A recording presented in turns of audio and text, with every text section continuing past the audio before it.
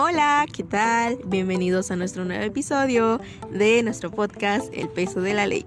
En este episodio hablaremos sobre el vínculo jurídico. Analizaremos las modalidades de las obligaciones en cuanto al vínculo jurídico y los sujetos y el objeto. Y bueno, mi compañero Pablo les va a dar una breve introducción. Bueno, pues muchas gracias a mi compañera Caro por cederme la palabra. Bueno, pues para iniciar me gustaría empezar con cómo se señala Galindo, que es el elemento principal de toda obligación, es la obligación jurídica. ¿Qué quiero decir con esto? Bueno, quiero decir que el vínculo que une al acreedor y al deudor.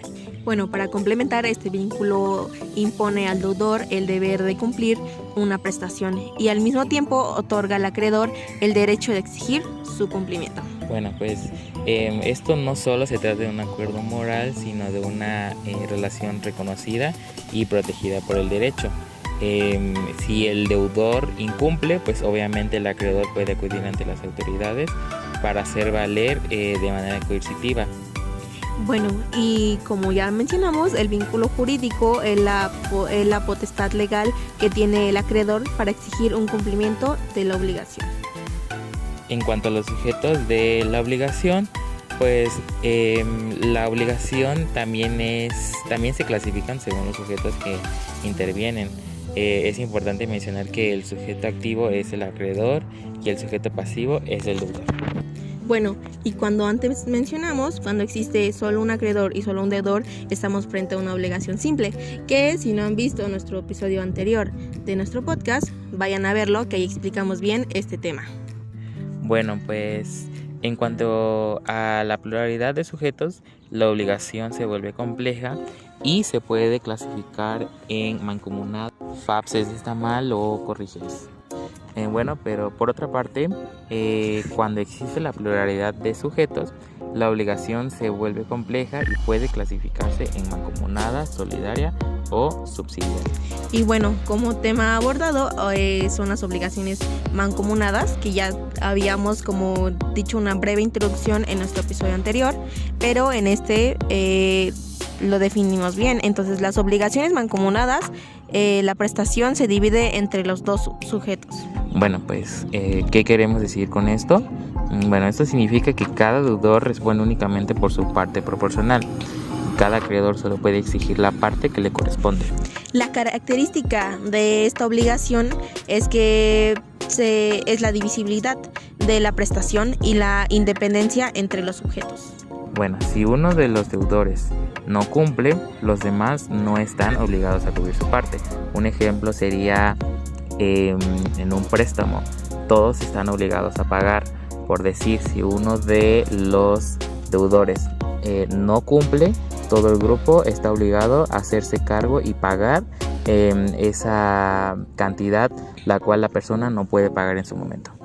Bueno, y como otro tipo de obligación también tenemos las solidarias, que en contraste la obligación solidaria es la prestación que es única e indivisible. Aquí en cualquiera de los deudores puede ser obligado a pagar la totalidad de la deuda o cualquiera de los acreedores puede exigir el total.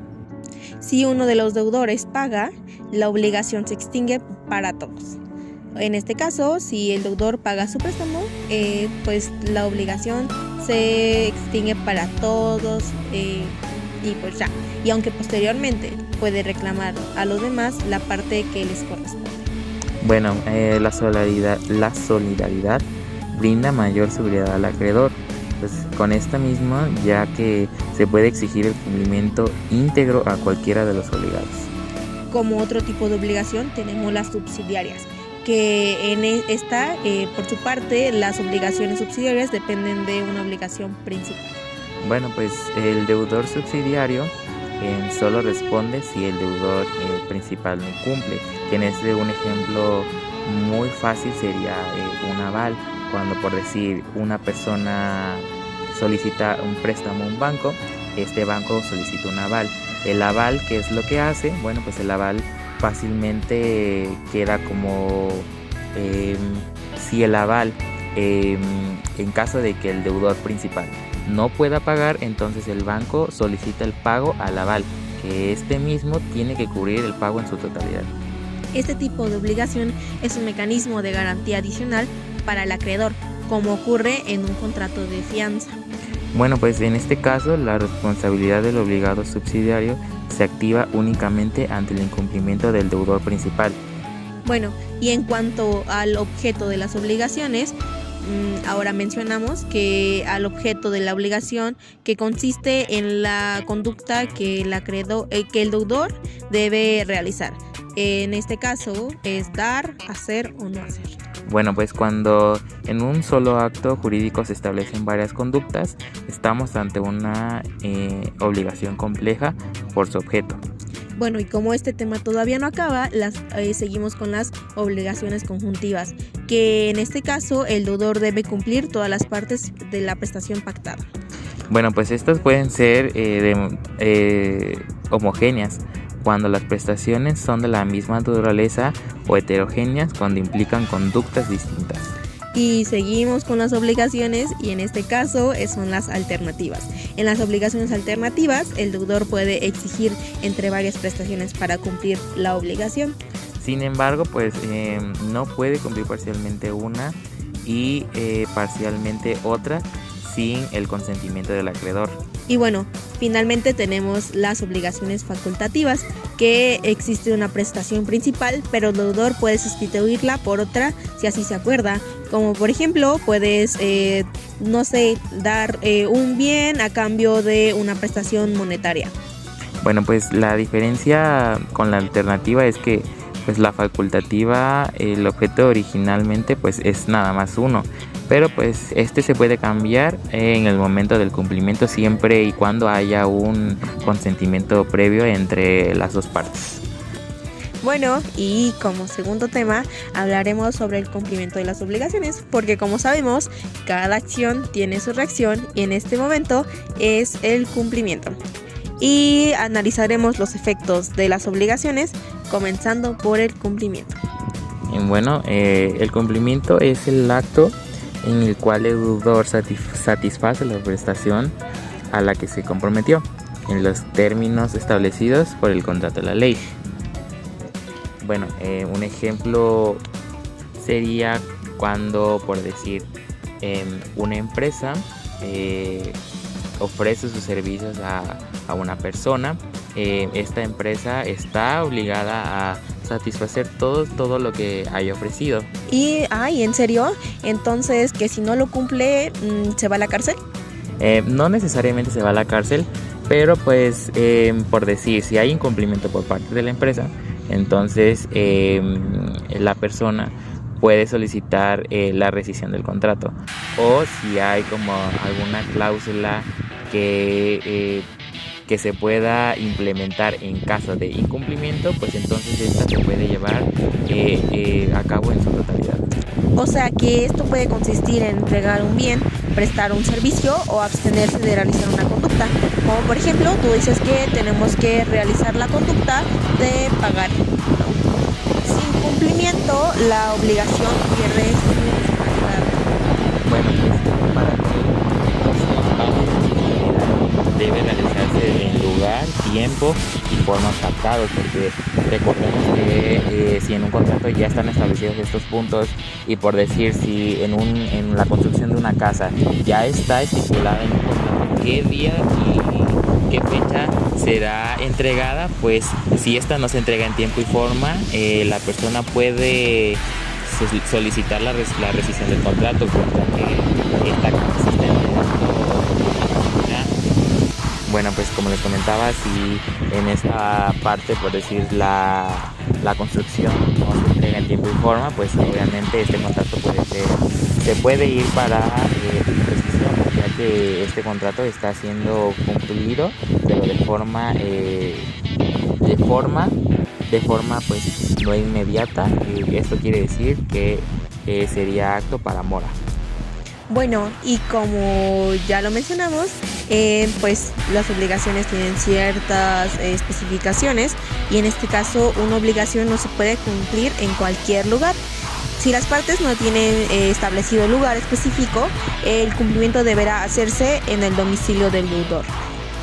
También me gustaría mencionar que pues es importante pactar quién cubrirá los gastos de traslado o ejecución cuando el cumplimiento implique pues cierto desplazamiento. Bueno, y el tiempo del cumplimiento debe de ser durante la obligación, pues debe cumplirse en la fecha acordada, ya que sea de forma inmediata o a plazos. Bueno, pues también el acreedor pues no puede exigir el cumplimiento anticipado, salvo a casos muy específicos como cuando existe riesgo fundado de incumplimiento. En este caso, si el deudor se retrasa, surge la figura de la mora, que genera el pago de intereses monetarios.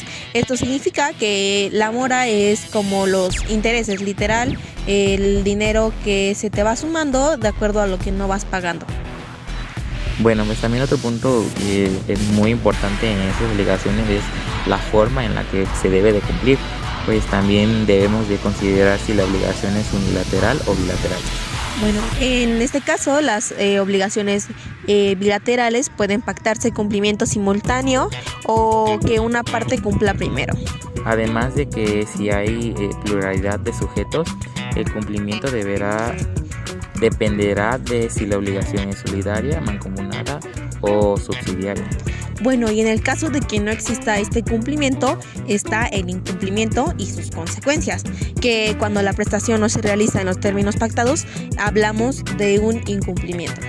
Bueno, pues este puede ser total, parcial, tardío o defectuoso. Y bueno, como es un incumplimiento, contrae consecuencias. Las consecuencias legales incluyen el pago de daños y perjuicios, intereses monetarios, pena convencional y en su caso la rescisión del contrato. Bueno, pues también es importante agregar que incluso si esto no se llega a cumplir, pues puede implicar la restitución del bien o el pago de su valor. Bueno, y como resumen de esto, el incumplimiento genera responsabilidad jurídica para el deudor. Bueno, también otro punto bastante importante es la teoría de los riesgos y pues cuáles son sus efectos, ya que pues existen casos donde el incumplimiento no se debe a culpa del deudor, sino que es por un caso fortuito o por causa de una fuerza mayor. ¿Pero qué es un caso fortuito? Bueno, pues un caso fortuito es básicamente donde intervienen terceras personas.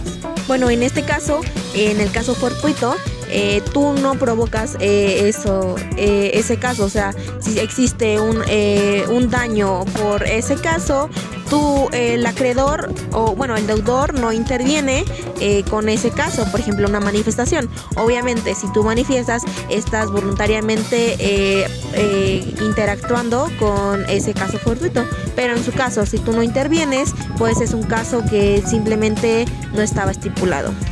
Y bueno, aquí entra la teoría de riesgo que determina quién debe asumir las pérdidas cuando el cumplimiento se vuelve imposible por causas ajenas a las partes. Bueno, pues también riesgo a cargo del deudor. ¿Qué quiero decir con esto? Si el riesgo corresponde al deudor, pues lógicamente este deberá de responder e indemnizar aunque la imposibilidad sea por un hecho externo. Bueno, pero también existe un riesgo a cargo del acreedor. En otros casos, el riesgo lo asume el acreedor. Si la prestación se vuelve imposible sin culpa del deudor, la obligación puede extinguirse sin responsabilidad. Ay, pero qué feo, de verdad. Bueno, pero pues supongo que deben de tener como ciertas dudas de cuáles serían los efectos principales. Bueno, pues estas en obligaciones de dar, si el bien específico se destruye sin culpa y ya estaba individualizado, el deudor puede quedar liberado. Bueno, pero en las obligaciones de hacer, si el servicio se vuelve imposible por causas ajenas, también puede extinguirse la obligación. Bueno, pero la teoría de riesgo también busca distribuir pues de manera justas igualitarias las pérdidas ante situaciones que pues suceden de manera imprevista, o sea, de situaciones que pues literalmente no vamos a tener su conocimiento porque lógicamente alguna de estas situaciones puede ser un sismo, un temblor, o nosotros como seres humanos no podemos saber cuándo esto pueda suceder. Bueno, pero en este caso yo creo que en las obligaciones de dar y hacer se ve súper beneficiado el deudor, porque pues ya no tiene que pagar ¿cómo se llama? La indemnización ni daños y perjuicios, o sea, él se ve súper beneficiado con esto. Bueno, pues también agregar que la teoría del riesgo también pues agregar que la teoría del riesgo perjudica directamente pues al acreedor. Bueno, sí, porque al final el acreedor, pongamos que él ya pagó su bien, ya pagó 10,000 pesos y si pactan que van a dividirse, pues al final el acreedor pierde más que el deudor. Y en conclusión, el efecto principal de toda obligación es su cumplimiento. Deben realizarse en el lugar, tiempo y forma pactados, los que ya mencionamos. Bueno, pues también cuando no se cumple, pues lógicamente surgen consecuencias que son legales, estas mismas que pueden implicar responsabilidad patrimonial.